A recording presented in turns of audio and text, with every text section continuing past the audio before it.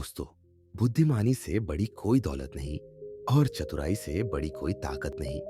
जो व्यक्ति अपनी बुद्धि और चतुराई से काम लेता है, वह कठिन से कठिन परिस्थिति में भी अपने लिए रास्ता बना लेता है। जय हिंद दोस्तों, आपका स्वागत है हिंदी स्टोरी जंक्शन में, जहां हर कहानी आपको प्रेरणा और साहस से भर देती है। आज की कहानी है चतुराई। दोस्तों, बहुत समय पहले की बात है। एक छोटे से राज्य में एक गरीब आदमी रहता था। उसका नाम रामू था। उसकी पत्नी, एक बेटा और एक बहुत ही चतुर बेटी थी जिसका नाम सरिता था। रामू मेहनती आदमी था, लेकिन उसकी आमदनी बहुत कम थी। बड़ी मुश्किल से उसके परिवार का गुजारा चलता था। कई बार उसे और उसके परिवार को भूखे पेट सोना पड़ता था। रामू ने बहुत सोचा कि आखिर वह गरीबी से कैसे बाहर निकले। एक दिन उसने सुना कि उनके राज्य के राजा बहुत ही दयालु और न्यायप्रिय हैं। वे जरूरतमंदों की मदद करने के लिए हमेशा तैयार रहते हैं। यह सुनकर रामू के मन में एक विचार आया। अगर राजा उसे कुछ धन कर्ज के रूप में दे दे तो वह व्यापार शुरू कर सकता है और अपने परिवार की स्थिति सुधार सकता है। अगली सुबह वह राजा के दरबार में पहुंचा। जब राजा ने उसे देखा तो पूछा, तुम कौन हो और यहां क्यों आए हो?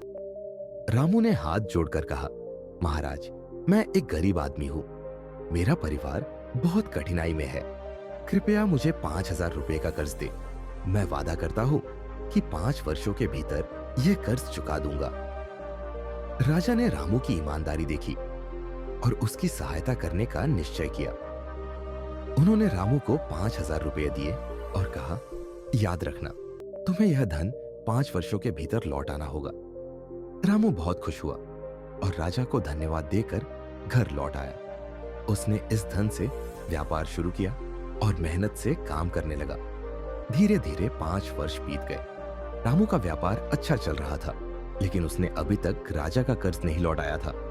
राजा को यह याद आया और उन्होंने अपने सैनिकों को आदेश दिया कि वे रामू से धन वसूल करें। जब सैनिक रामू के पास गए और धन लौटाने के लिए कहा, तो रामू हर बार कोई ना कोई बहाना बना देता।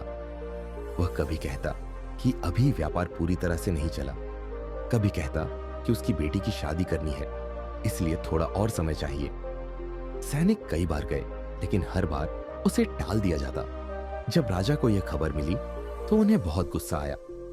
उन्होंने तय किया कि इस बार वे खुद रामू के घर जाएंगे और कर्ज वापस लेंगे।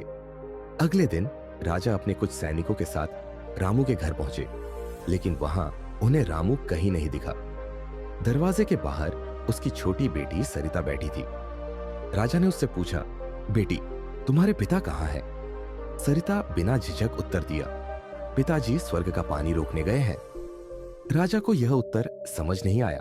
फिर उसने पूछा, और तुम्हारा भाई कहाँ है? लड़की बोली, भैया बिना झगड़ा किए झगड़ा करने गए हैं। राजा की जिज्ञासा बढ़ती जा रही थी। उसने फिर पूछा, तुम्हारी माँ कहाँ है? लड़की मुस्कुराई और बोली, माँ 1 से 2 करने गई है। अब राजा को थोड़ा क्रोध आने लगा। उसे लगा कि यह लड़की उसकी परीक्षा ले रही है। उसने गुस्से में पूछा, और तुम यहां क्या कर रही हो? लड़की ने हंसते हुए कहा, मैं घर बैठी संसार देख रही हूं। राजा को कुछ भी समझ नहीं आया। उसे लगा कि यह लड़की जानबूझकर उलझे हुए जवाब दे रही है, लेकिन वह जानता था कि गुस्से में आकर किसी बच्चे से कुछ भी कहना अनुचित होगा।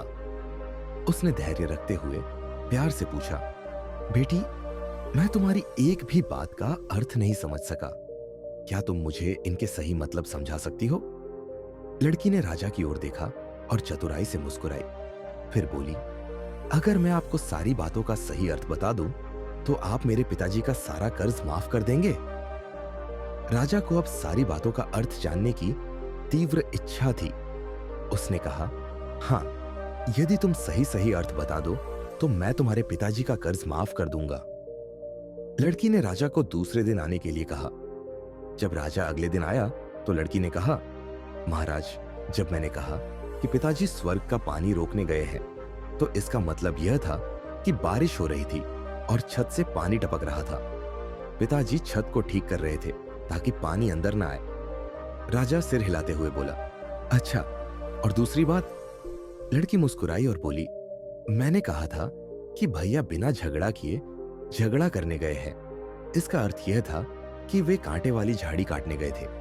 कांटे काटने से शरीर में चुभ सकते हैं, जिससे झगड़े जैसी स्थिति बन सकती है, लेकिन असल में कोई झगड़ा नहीं था।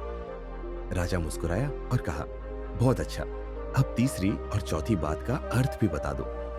लड़की ने कहा, महाराज, मैंने कहा था कि माँ 1 से 2 करने गई है।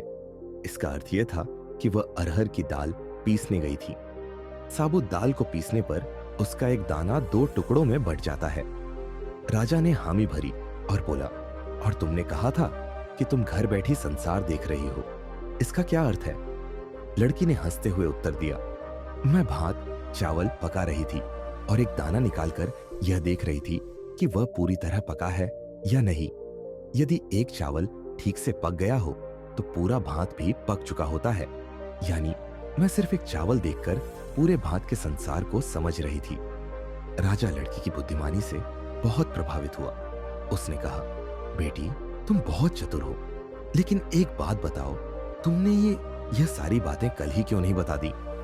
लड़की हंसकर बोली, कल मैं भात बना रही थी। अगर मैं आपको समझाने बैठ जाती तो भात जल जाता और माँ मुझे डांटती, और अगर मैं घर वालों को बताती कि आपने कर्ज माफ कर दिया है तो वे मेरी बात पर यकीन नहीं करते।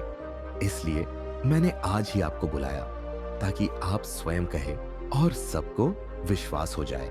राजा हंस पड़ा और अपनी माला निकालकर लड़की को देते हुए कहा, बेटी, यह तुम्हारी चतुराई का इनाम है। तुम्हारे पिताजी का सारा कर्ज माफ कर दिया गया। इस प्रकार लड़की की बुद्धिमत्ता ने उसके परिवार को गरीबी और कर्ज की चिंता से मुक्त कर दिया।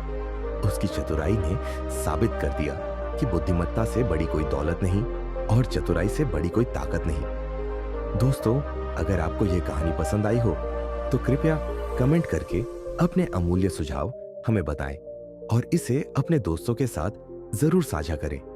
हमारे चैनल को लाइक और सब्सक्राइब करें ताकि हम आप तक इसी तरह की प्रेरणादायक कहानियां पहुंचा सकें।